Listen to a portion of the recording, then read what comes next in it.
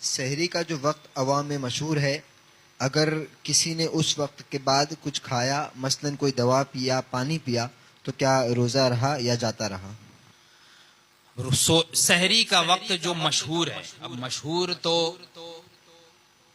यही है कि जो आम तौर पे जो रमजानुल मुबारक में सहर व इफ्तार का जो है वो वक्त बांटा जाता है कार्ड में, तो आम तौर पे ये देखा गया है जो कार्ड में जो वक्त होता है तो वो एहतियाती होता है, यानी 10 मिनट पहले ही जो है वो खत्म सहरी का वक्त उसमें रहता है।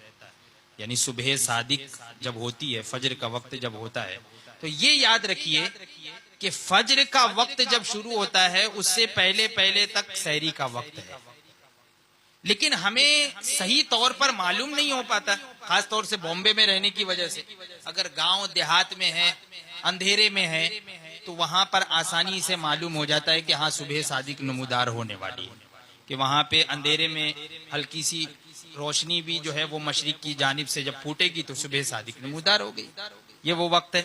अब यहाँ पे बॉम्बे में तो पहले ही से दिन में भी रात में भी उजाला रहता है, वैसे ही रात भी दिन ही बनी रहती है। और खास तौर से माशाल्लाह रमजानुल मुबारक में, कि रमजानुल मुबारक में हमारी गलियां भी जो है वो ऐसे ही सजी होती है, रोशनी होती है, तो उससे जो है वो समझ में नहीं आता कि कब सुबह सादिक हुई और कब नहीं, और कोई देखने भी नहीं जाता है कि सुबह सादिक नमूदार हुई या नहीं।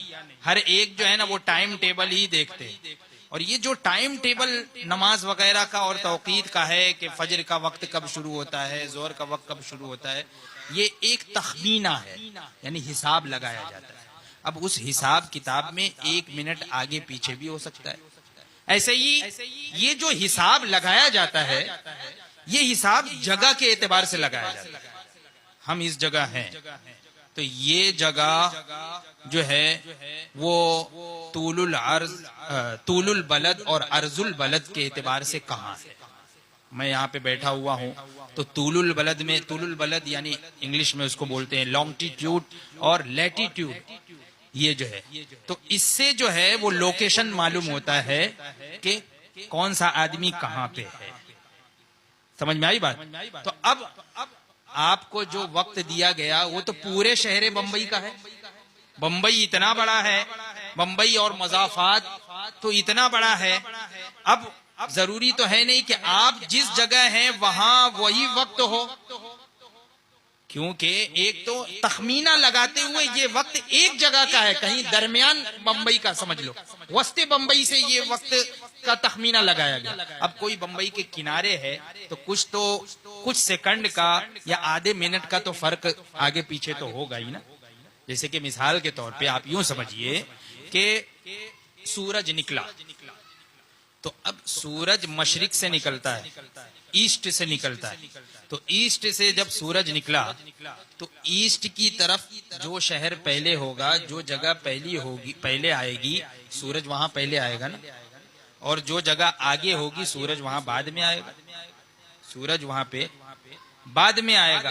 तो अब ऐसे ही सुबह सादिक जो बॉम्बे से कुछ दूरी पे है तो वहां पे सुबह सादिक पहले हो जाएगी, फिर उसके बाद आगे बाद में आएगी सुबह सादिक।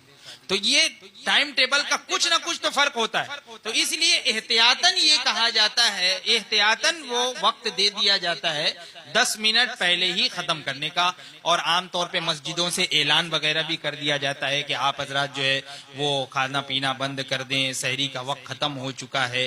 तो ये जो एहतियाती वक्त है, अगर इस एतबार से कोई रोजा बंद कर ले, सहरी खाना बंद कर ले, और उसके बाद फिर कोई दवाई वगैरह खा ले या पानी पी ले और अभी सहरी का वक्त है, यानी फजर का वक्त शुरू नहीं हुआ है, तो उसका रोजा सही हो जाएगा। और अगर फजर का वक्त शुरू हो गया है, सुबह सादिक तुलू हो गई है, उस वक्त अगर कुछ खाया या पिया या दवा ही क्यों ना खाई, उसका रोजा हरगिज शुरू नहीं होगा। बल्कि यहाँ तक उलमाए किराम ने यह भी फरमाया कि किसी के मुंह में लुकमा है और सुबह सादिक तुलू हुई और वो लुकमा उसने हलक के नीचे अगर उतार लिया तो उसका रोजा नहीं हुआ, उसका रोजा नहीं हुआ। और अगर वो लुकमा जो मुंह में था उसने उगल दिया तो उसका रोजा सही हो गया।